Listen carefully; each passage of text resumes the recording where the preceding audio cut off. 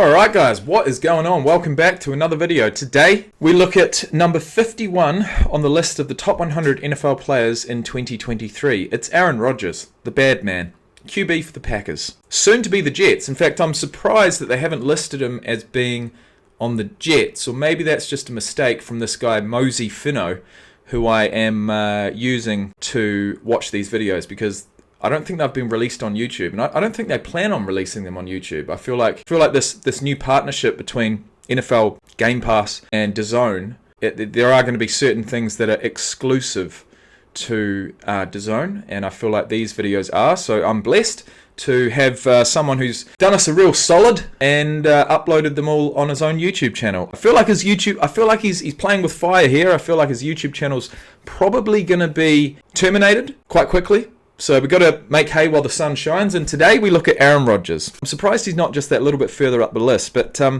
without further ado, let's have a look at what he did last year. He's 39 years of age. Aaron Charles Rodgers, born December 2nd, 1983, 6'2", 223 pounds. Got picked up in the first round of the 2005 draft. I had to catch myself there. I almost said 2015. We haven't been back in the 2000s yet, I don't think. So, first round of the 2005 draft, pick number 24. Green Bay Packers from 2005 to 2022, as we all know. Put in 18 solid seasons, and now he's at the Jets. One-time Super Bowl champion, four-time NFL Most Valuable Player, four-time first-team All-Pro participant, his last being in 2021, where he also won the Most Valuable Player, 10-time Pro Bowler, 9, 11, 12, 14, 15, 16, 18, 19, 20, and 21. Four-time NFL passer rating leader, including 2021. So it seems as if his production probably did just drop off just that little bit last year. But he ran a 4.71 40-yard dash, 34.5 inches vertical, 9'2" on the broad jump, and 35 on the Wonderlic. Have a look at that. When you see a stat sheet like that, it's just fucking ridiculous. And a postseason stat sheet like that. That's crazy. So Green Bay didn't make the postseason last year, by the looks of things. But he did play 17 games, went 8-9, 3,695 passing yards, bringing his career total to 59,055. He had 26 touchdowns to 12 interceptions, so he threw his career high. No, he didn't. That was in 2008. They went 6-10. He threw 28 touchdowns to 13 interceptions. Last year, he threw 26 touchdowns to 12 interceptions. Rushed the ball for 34 times, 94 rushing yards, bringing his career total to 3,466. But that's not why we watch the bad man, is it? We watch him to see his ability in the pocket, actually. So I'd love to see his numbers as far as how many times he's broken through the middle of the pocket, right? Because, I mean, they're not considered rushing yards. That would be a good stat. He got sacked 32 times, which is not a career high. 2009, he got sacked 50 times. In 2012, he got sacked 51 times, bringing his career total to 530. Regular season, that is. Either way, let's go. Let's get into it. Should be a good one.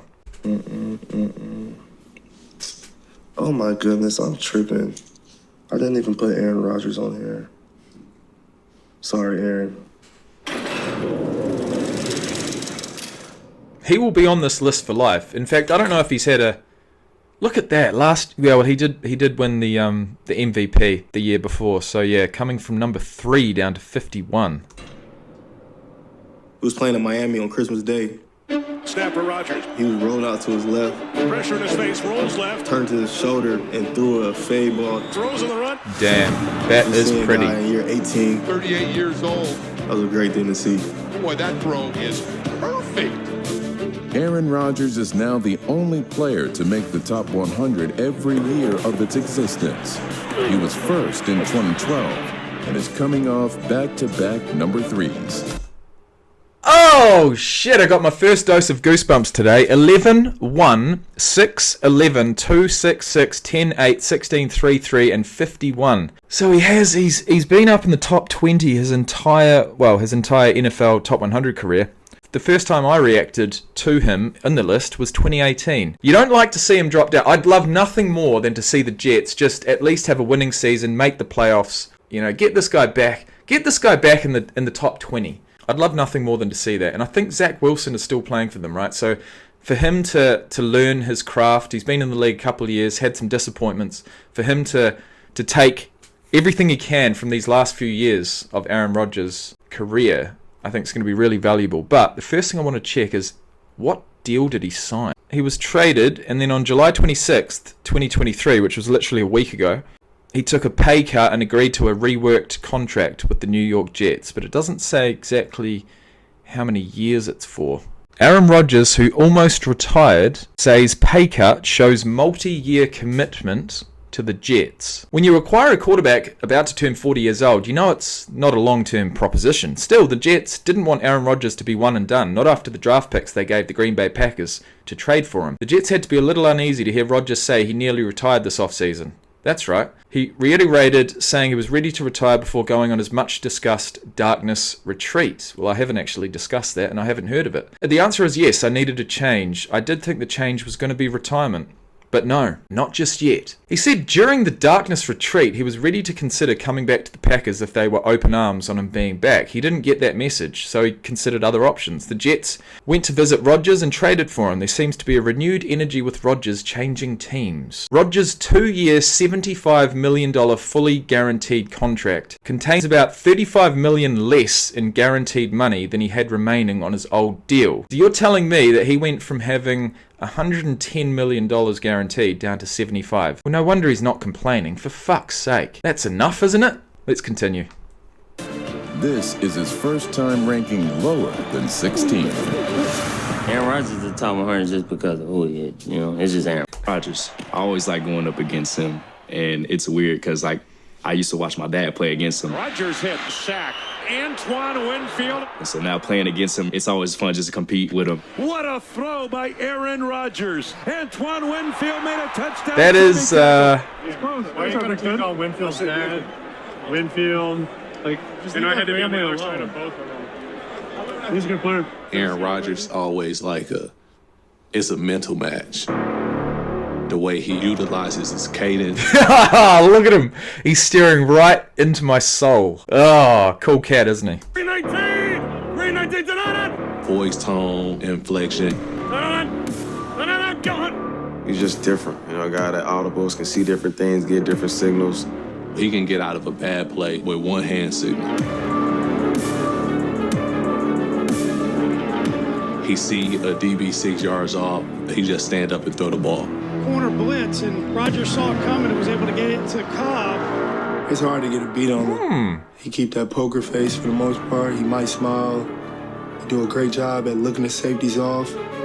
Rodgers under pressure. He's got Tunyon under the coverage of Sauce Gardner. As he gets older, his cerebral game just got better. Pressured by Judon. Rodgers spins away. What a play by Judon. Rodgers somehow was able to hold on to the football with a pirouette. It's crazy to me how he can have so much going on. Wow. But keep his eyes downfield. Even if you're the last read, if you're open, he's going to find you. Aaron Jones! Touchdown! Wouldn't you love to have some sort of brain scan on this guy as he goes through his options, right? Just to see exactly how fast, or like an eye scanner or something, just to see where, and when his eyes go to certain places. And once he finds the target, right, it's half a second before he throws it. But what actually happens in the brain?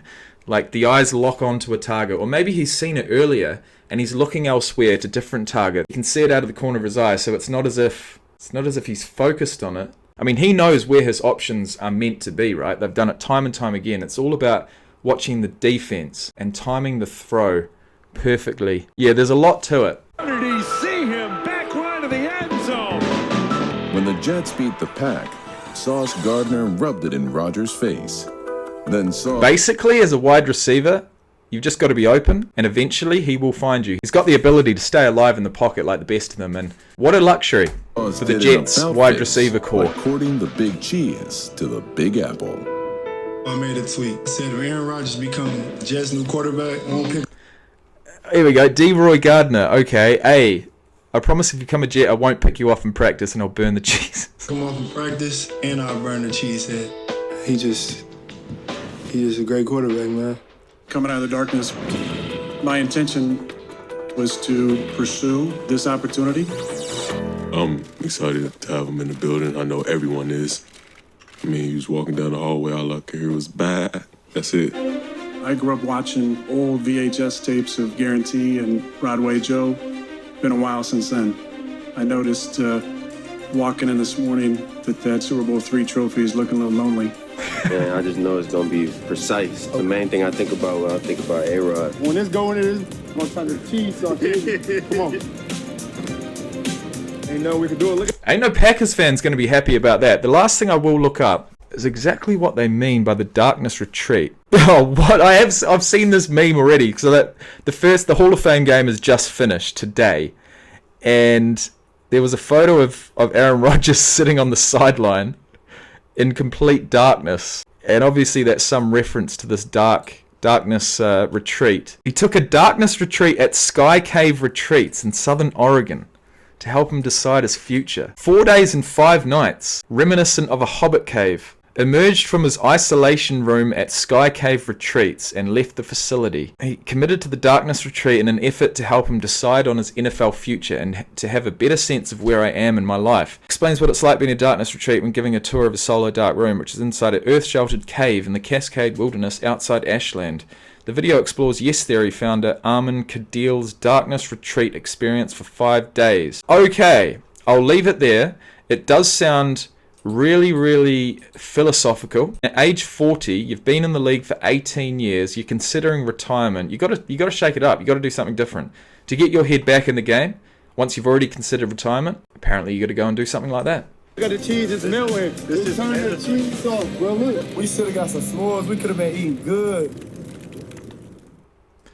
Yeah, s'mores aren't bad. Alright, so that is the end of the video. This one's probably gone on a little bit too long, but the final thing we're going to do is place Aaron Rodgers at 39 years of age. I won't call him 40 yet, I won't do that to you.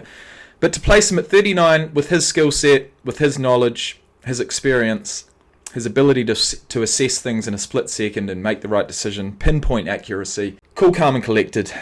Where would we put him in a rugby team? Well, you can't go past number 10. We need him at number 10. That's the fly half. That is the playmaker. That is the position that receives the most ball from a ruck, which is where a tackle is made. Forwards from either side come in, or players from either side, majority of them forwards, come in to seal the ball. The defending team will, it's a bit of a wrestle basically. The ball goes to ground. You've got to release it if you are tackled. And it's a wrestle over the top of the ball between the teams, right? When the ball comes back to the back of the ruck, the number 9 or the halfback will pass it, and usually it's number 10 who is that first receiver. He gets the ball, he assesses, what the best option is, whether it's to pass it, whether it's to kick it, whether it's to run himself, whether it's to turn and go on the blind side. The shorter side, the side with the least amount of room, that's called the blind side.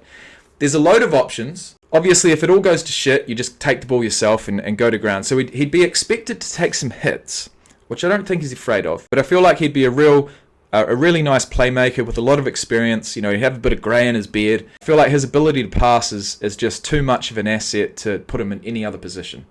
So Aaron Rodgers, mate, if you were to take off the helmet and the pads, I'm going to put you in at first 5/8, aka fly half, aka number 10. If you want to look up one of the most legendary number 10s ever to play the game, look up Dan Carter. Played for Canterbury, played for the All Blacks, won 2 World Cups, and he's an absolute fucking legend. Thanks for the memories, Dan, and thanks for the memories, Aaron. Cheers, guys, and I'll see you soon.